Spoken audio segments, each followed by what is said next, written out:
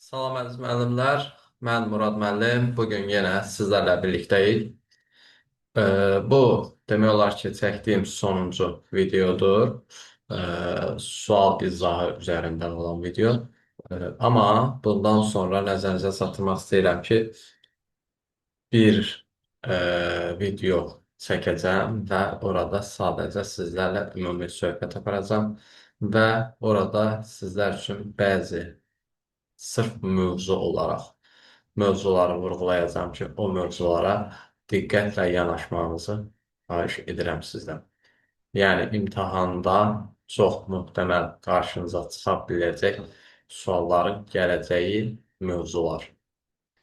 Bunları sizlərlə bölüşəcəm.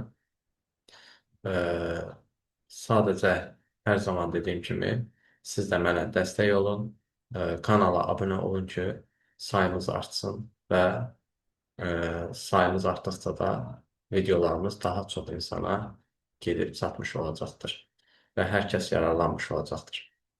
Belə əziz müəllimlər, keçək sualımıza. 22-ci sualdan başlayaq. 22-ci sualda bizə nə deyir? Refleks qövsünü veribdir və burada bizə 1, 2, 3, 4 dənə müddəa verib və bunların hansının uyğun olduğunu tapacağıq və yaxud da uyğunsuz olduğunu aydınlaşdıracağıq. Belə, verilmiş refleks qövsündə birinci mənə deyir, impulslar hissi neyron aksonundan ara neyron dendritinə ötürülür. İmpulslar hissi neyron aksonundan ara neyron dendritinə ötürürlər. Bəli, burada gördüyümüz reseptor sahədir. Reseptor sahədən hissi neyron aksonu çıxaraq gəlir hara? Mərkəzi sistemə. Mərkəzə gəldikdən sonra isə akson vasitəsilə mərkəzdə yerləşən ara neyronu, dendriti həmin qıcığı qəbul edəcək. Bu şəkildə nə edəcək? Ötürəcək, növbəti neyron olan hərəki neyrona ötürmüş olacaqdır. Ona görə də birinci variantım doğrudur. Daha sonra baxaq. İkinci variantda deyir, üçüncü mərhələdə iştirak edən neyronların cisimlərinin sayı ikinci mərhələdə iştirak edən neyron cisimlərinin sayından çoxdur. Üçüncü mərhələ nə idi? Mərkəz. Mərkəzdə mən bilirəm ki, həm ara neyronun, həm də hərəki neyronun nəyi var? Cismi var. İkinci mərhələdə isə hissi yolda isə sadəcə nədir? Hissi neyronun cismi olacaqdır. Demək odur ki, mərkəzi hissədə 2 cismə rast gəlinəcəm. Amma ikinci hissə olan hissi yolda isə sadəcə 1 cismə rast gələcəm.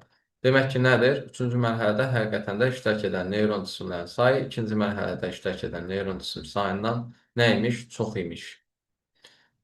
Deməli, ikinci variantım da doğrudur. Üçüncü varianta baxırıq. Ara neyron deyir, iştirak etmir. Ara neyron adamın gözünə girir burada. Baxın.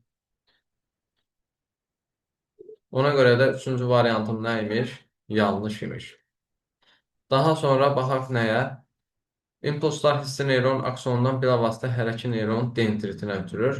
Bu da sənə dolayı yolla demək istəyir ki, yəni ara neyron yoxdur. Xeyr, ara neyron var olduğuna görə hissi neyron aksonundan bilavasitə hərəki neyron dendritinə ötürülməyəcəkdir. Burada əlaqəni ara neyron yaradacaqdır. Ona görə də nədir? Dördüncü variantım da yanlışdır. Doğru cavab olacaq 1 və 2. Daha sonra baxaq növbəti sualımıza.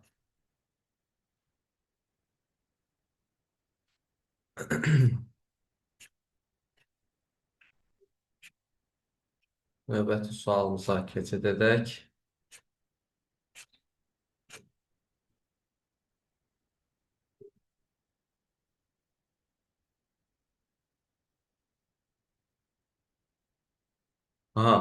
Növbəti sualımızda bizə 11-ci sualda nə deyir? Otrix yosununun cinsi çoxalması zamanı 3n sayda saplar əmələ gəlmişdirsə, bu sapların əmələ gəlməsinə iştirak edən qamət sayı və ziqot sayını tapın deyir.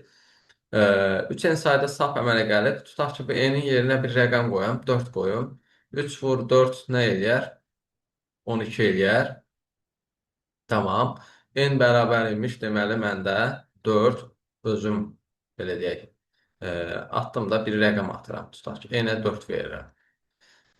Bu safların əmələ gəlməsinə iştirak edən qamət sayı. Deməli, 12 dənə saf əmələ gəlibsə, 12 dənə nə əmələ gəlir? Həmin bu lotur x-dən əmələ gəlir. Burada iştirak edən qamət sayı. Bilirəm ki, qamətlər birləşir, ziqot əmələ gətirir. Ziqotdan da 4 dənə nədir? Qamsız spor əmələ gələcək ki, bunun hər birindən nə əmələ gələcək? Lotur x əmələ gələcək.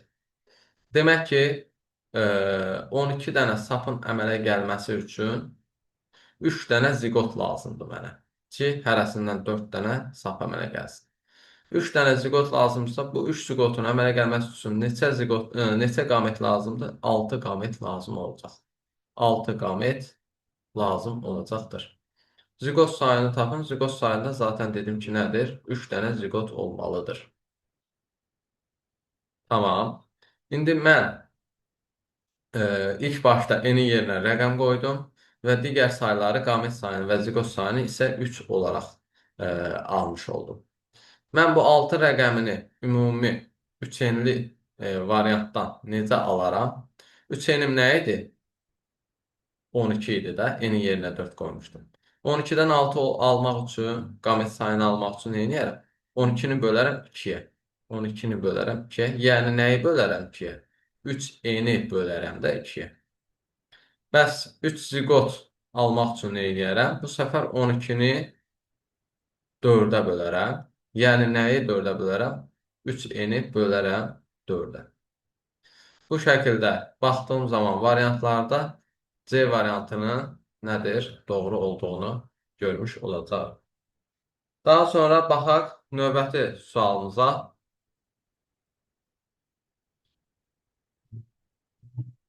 Baxaq növbəti sualımızda bizə nə deyir? Tamam.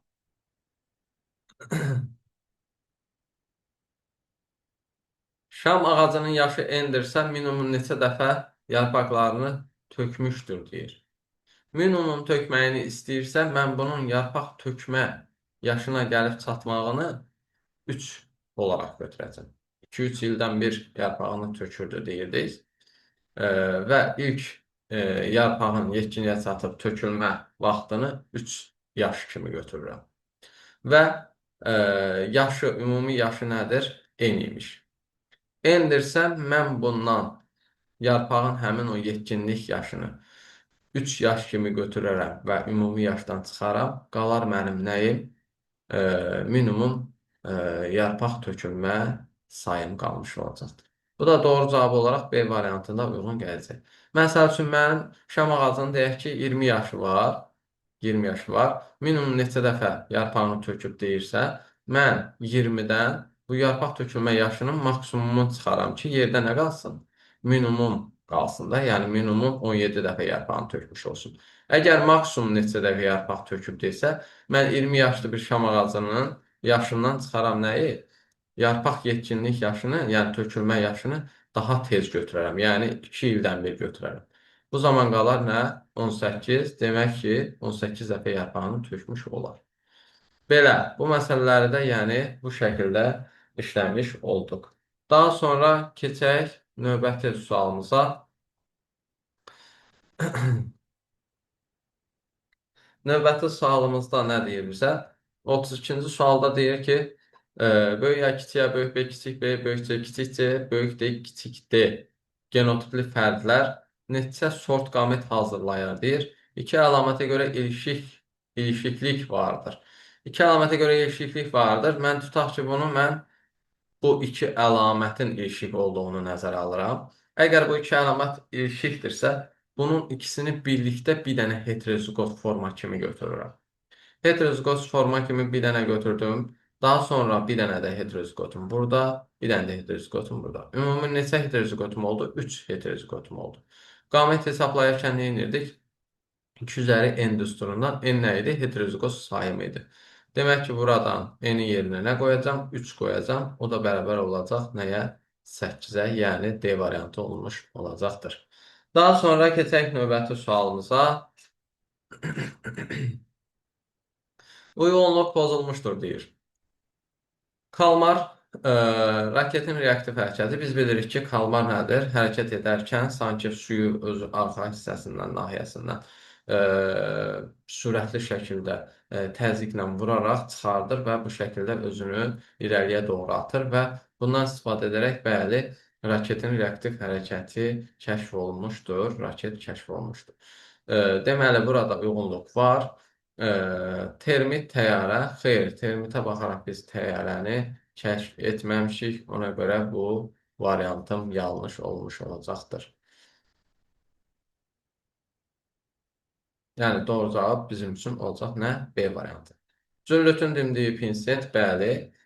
Zaten bunlar hər biri sadə elə bu şəkildə də kitabda var. Quşun möhkəm caynaqları ekskavatorun noxçası, bəli, yarasalar isə istifadə edir radar hazırlanmışdır.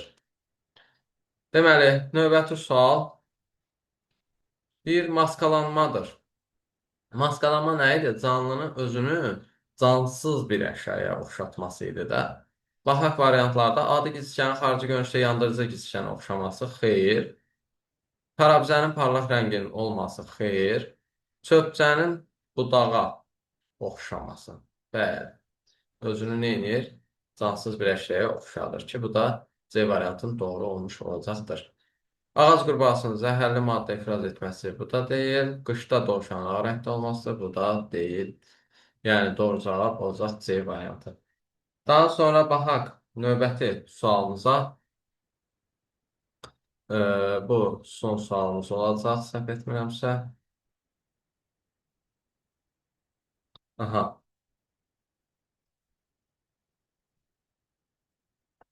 Nə deyir bizə? Deyir, böyük ya kiçik ya, böyük B, kiçik B, böyük C-lər, böyük D, kiçik D.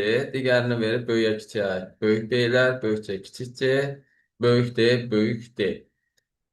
Bunların çarpazlaşmasından böyük ya, böyük B, kiçik B, böyük C-lər və böyük D, kiçik D genotipinə malik fərqlər ümumi nəslin neçə faizini təşkil edir? Tamam. Mən baxıram buradan ümumi nəsli birinci tapam, görüm neçə dənə fərd əmələ gələcək. Birinci fərddən 1, 2, 3 dənə heterozigotum olduğuna görə 2 üstü 3 nədir? 6-dır. Böyüyə, kiçiyə 1, 2 dənə. Tamam. Deməli, yazırıq nəyi? Birinci bunu monohibrid çarpazlaşma vəziyyətinə gətirəcəm. Böyük ya kiçik A-lar çarpazlaşan zaman əmələ gələr nə?